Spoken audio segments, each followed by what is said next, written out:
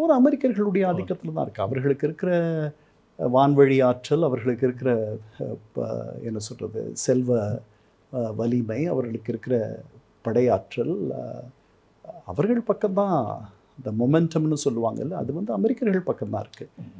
என்ன அவங்க $200 பில்லியன் இதுக்காக இடைக்கால நிதி ஒதுக்கீடுக்காக கேட்குறாங்க. ஏன்னா இராணுவ தளவாடங்களை மீண்டும் அவர்கள் அந்த சேமிப்பு இருப்பு குறைஞ்சிக்கிட்டே வருது. அதை அவங்க பயன்படுத்தணும்னு நினைக்கிறேன். ஒரே ஒரு கணக்கு சொல்கிறேன்.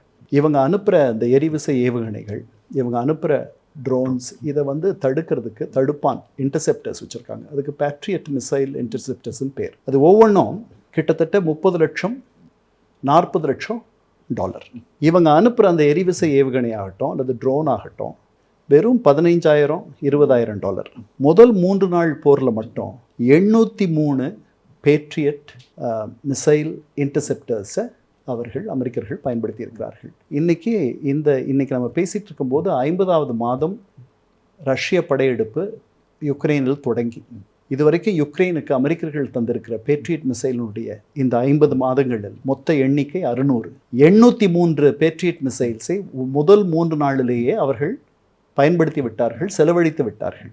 ஒரு மாதத்துக்கு அவங்களால 65 பேட்ரியட் மிசைல்ஸ் தான் உருவாக்க முடியுமா? இந்த தகவலை எல்லாம் யுக்ரைனுடைய அதிபர் ஜெலன்ஸ்கி சொல்கிறார் நமக்கு.